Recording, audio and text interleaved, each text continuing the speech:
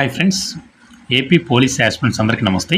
మనం ఈ యొక్క వీడియోలో రాబోయే నోటిఫికేషన్ సబ్ ఇన్స్పెక్టర్ మరియు కానిస్టేబుల్స్ నోటిఫికేషన్కి సంబంధించి ఇప్పటి వరకు ఏజ్ లిమిట్ ఎంత ఉంది, ఇప్పటి వరకు రిలాక్సేషన్ ఏజ్ లిమిట్ ఓకేనా, రిలాక్సేషన్ ఎంతవరకు పెంచడం జరిగింది, నెక్స్ట్ నోటిఫికేషన్కి ఏమైనా పెంచే అవకాశం ఉంటుందా అనేది క్లియర్గా ఈ యొక్క వీడియోలో చూసే ప్రయత్నం చేద్దాం. ఫస్ట్ టైం చూస్తున్న వాళ్ళైతే సబ్స్క్రైబ్ చేసుకుంటే, ఆల్రెడీ సబ్స్క్రైబ్ చేసిన వాళ్ళైతే మీ ఫ్రెండ్స్కి షేర్ చేయండి ఫ్రెండ్స్ ఓకేనా. ఇక్కడ జియో నెంబర్ 181 దీని ద్వారా 2 years పెంచడం జరిగింది. ఇప్పుడు 2018 నోటిఫికేషన్ తర్వాత ఓకేనా. జియో నెంబర్ 155 2022లో నోటిఫికేషన్ విడుదల చేసిన తర్వాత ఈ యొక్క జియో నెంబర్ 155 ద్వారా మళ్ళీ 2 years పెంచడం జరిగింది. ఈ యొక్క 2 years 4 years అయితే పెంచడం జరిగింది. ఇది క్లియర్గా +2 ఇక్కడ జనరల్ ఏజ్ లిమిట్ వేసి +2 అని క్లియర్గా మెన్షన్ చేశాను. దాని అర్థం ఏంటంటే 2018 తర్వాత పెంచిన +2, 2022 నోటిఫికేషన్ తర్వాత +2 ఓకే, క్లియర్గా ఉండడం జరిగిందండి. ప్రతి ఒక్క కానిస్టేబుల్స్ కావచ్చు, సబ్ ఇన్స్పెక్టర్ కావచ్చు, క్లియర్గా నేనైతే మెన్షన్ చేయడం జరిగింది. దాని అర్థం ఈ యొక్క జియో నెంబర్స్ ద్వారా వచ్చిన +2 ఇక్కడ క్లియర్గా మెన్షన్ చేయడం జరిగింది ఓకేనా. ఇప్పుడు చూద్దాం. First of all civil A ఉద్యోగాలకైతే పురుష అభ్యర్థులు, మహిళా అభ్యర్థులు ఇద్దరు కూడా ఎలిజిబులే. ఏపీఎస్పీ ఉద్యోగాలకైతేనేమో కేవలం పురుష అభ్యర్థులు మాత్రం ఎలిజిబుల్. డిప్యూటీ జైలర్ ఓకేనా, ఎస్ఐలో ఉండే డిప్యూటీ జైలర్ శాఖకు సంబంధించి డిప్యూటీ జైలర్ దీనికి కూడా పురుష, మహిళ ఇద్దరు కూడా ఎలిజిబుల్. ఫైర్ పోస్టులకు అయితే ఓన్లీ పురుష అభ్యర్థులు మాత్రమే ఓకేనా. క్లియర్గా అర్థమైంది కదా ఇంతవరకు. ఇప్పుడు చూద్దాం. సివిల్ ఏఆర్ ఏపీఎస్పీకి సంబంధించి 21 నుండి 25 ఏజ్ లిమిట్ అనేది ఉంటే మనకు 2018 నోటిఫికేషన్ తర్వాత జియో నెంబర్ 181 ద్వారా +2 చేయడం జరిగింది. అప్పుడు 27 అయింది. మరలా 2022 నోటిఫికేషన్ తర్వాత జియో నెంబర్ 155 ద్వారా మరలా +2 చేయడం జరిగింది. అప్పుడు ఎంత వచ్చింది మనకు జనరల్ ఏజ్ లిమిట్ 29 అయితే రావడం జరిగింది. ఏ ఉద్యోగాలకు? ఏఆర్, ఏపీఎస్పీ 3 ఉద్యోగాలు కలిపి జనరల్ ఏసీ అంటే జనరల్ అభ్యర్థులకు ఏజ్ లిమిట్ వచ్చేసి 29గా ఉండడం జరిగింది. మరి ఓకే, ఈ 3 ఉద్యోగాల జనరల్ ఏజ్ లిమిట్ ఆ విధంగా ఉంది. మరి ఈడబ్ల్యూఎస్, బీసీ, ఎస్సీ, ఎస్టీ అభ్యర్థులకు +5 ఏజ్ రిలాక్సేషన్ అనేది ఉంది కదా. అప్పుడు వారి యొక్క ఏజ్ వయసు వచ్చేసి 34 వరకు అప్లై చేసుకోవచ్చు ఉద్యోగాలకు. అదే జనరల్ వాళ్ళైతే 29 వరకు ఎస్ఐలోనే ఈ 3 పోస్టులకు సంబంధించి అప్లై చేసుకోవచ్చు ఓకే. ఇంతవరకు బాగానే ఉంది. నెక్స్ట్ డిప్యూటీ జైలర్కి సంబంధించి మనకు మెన్ అభ్యర్థులకు, పురుష అభ్యర్థులకి అయితే 21 నుండి 30 వరకు అయితే ఇవ్వడం జరిగింది. ఆ తర్వాత 2018 తర్వాత 181 జియో 181 ద్వారా 2 years పెంచారు. అప్పుడు 32 అయింది. మరలా 2022 నోటిఫికేషన్ తర్వాత 2 years మరలా యూనిఫామ్ ఉద్యోగాలకు సంబంధించి 2 years పెంచారు. అప్పుడు జనరల్ ఏజ్ లిమిట్ 34 అవ్వడం జరిగింది. ఈ పాయింట్ గ్రహించాలి. అదే మహిళా అభ్యర్థులకైతే 21, 25 ఇది జనరల్ ఏజ్ లిమిట్ అండి.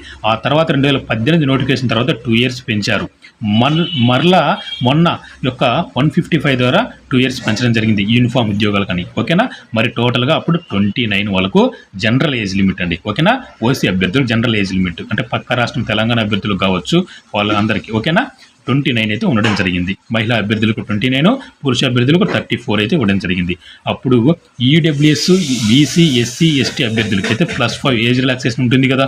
దాంతో కలుపుకొని డిప్యూటీ జైలర్ ఉద్యోగాలకు పురుష అభ్యర్థులకి అయితే 39, ఈ అభ్యర్థులకు ఈడబ్ల్యూఎస్, బీసీ, ఎస్టీ అభ్యర్థులకు ఓకేనా డిప్యూటీ జైలర్ ఉద్యోగాలకు 39 ఉందండి ఓకేనా. 39 వరకు అప్లై చేసుకోవచ్చు.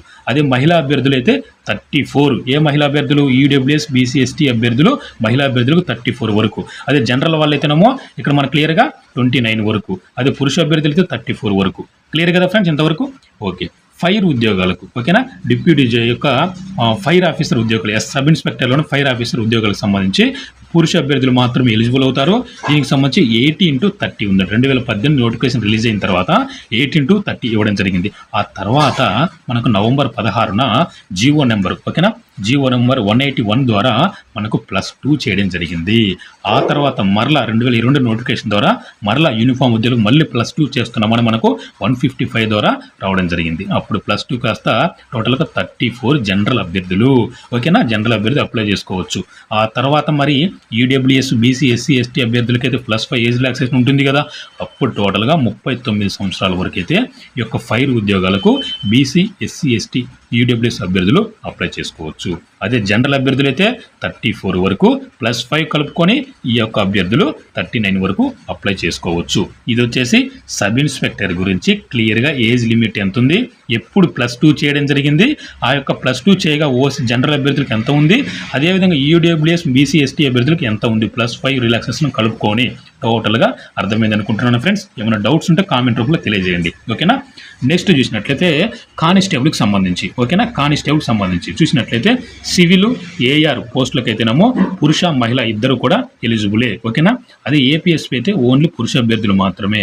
అదేవిధంగా జైలు శాఖలో కానిస్టేబుల్స్లో ఉండే పోస్టులను ఏమంటారంటే వార్డర్ పోస్టులు అంటారు. వాటికి మేల్ అభ్యర్థులు, అదేవిధంగా ఉమెన్ ఫీమేల్ అభ్యర్థులు ఇద్దరు కూడా ఎలిజిబులేనండి ఈ ఉద్యోగాలకు. అదేవిధంగా ఫైర్ ఉద్యోగాలకు అయితే కేవలము పురుష అభ్యర్థులు మాత్రమే, ఓకేనా. ముందుగా సివిల్ ఏఆర్ ఏపీఎస్పీకి సంబంధించి జనరల్ ఏజ్ లిమిట్ వచ్చేసి 18 to 22 ఉండడం జరిగిందండి. 2018 నోటిఫికేషన్ రిలీజ్ చేసిన తర్వాత 181 జీవో నెంబర్ ద్వారా మనకు 22 నుండి +2 చేశారండి, ఓకేనా. అందుకే ఇక్కడ +2 చేశాను చూడండి, ఓకేనా. అదేవిధంగా మొన్న 2022 ఓకేనా నోటిఫికేషన్ రిలీజ్ చేసిన తర్వాత డిసెంబర్ 23వ తేదీన 155 జీవో ద్వారా మరలా +2 చేశారు. అప్పుడు సివిల్ ఏఆర్ ఏపీఎస్పీ ఈ ఉద్యోగాలకు జనరల్ ఏజ్ లిమిట్ మనకి ఎంత ఉంది, 26గా ఉండడం జరిగింది. మరి అది జనరల్ ఏజ్ లిమిట్. మరి ఈడబ్ల్యూఎస్ బీసీ ఎస్టీ అభ్యర్థులకైతే ఎంతవరకు ఉంది, +5 ఏజ్ రిలాక్సేషన్ అయితే కలుపుకోవాలి కదా.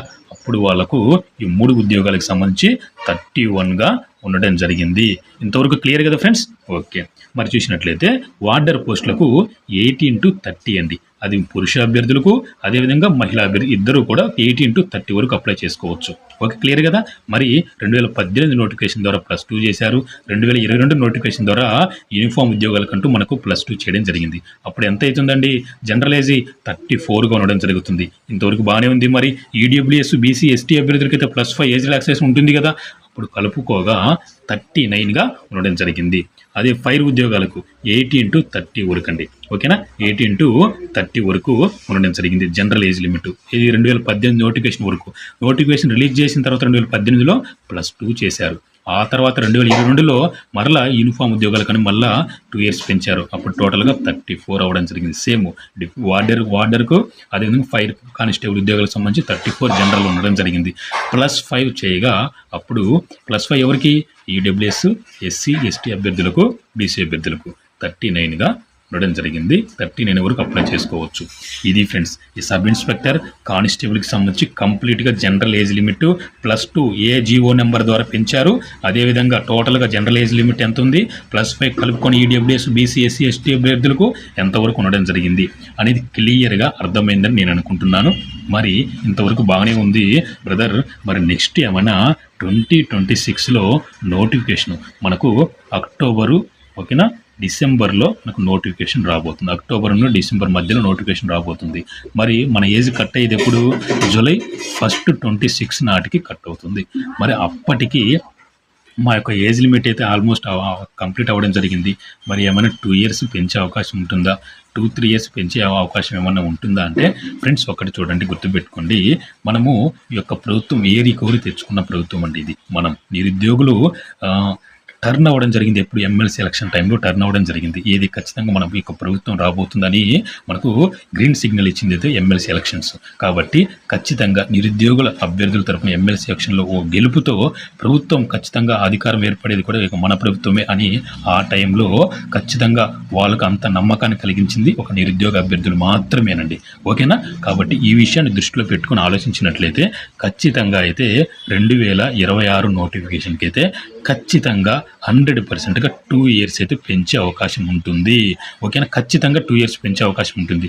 3 years అంటే చాలా కష్టం, కానీ 2 years అయితే పెంచే అవకాశం ఉంటుంది. అప్పుడు మనకు ఖచ్చితంగా ఎంతవరకు వస్తుందంటే అప్పుడు ఖచ్చితంగా ఎస్ఐ ఉద్యోగాలకి అయితే 31 జనరల్ వస్తుంది. అదేవిధంగా ఈడబ్ల్యూఎస్ బీసీ ఎస్టీ అభ్యర్థులకు +6 36 అయితే వచ్చే అవకాశం ఉంటుంది. కాబట్టి ఇంకా ఆ విధంగా 2 years పెంచినా కూడా ఇక్కడ దీన్ని బట్టి మీరు +2 చేసుకోండి, ఓకేనా.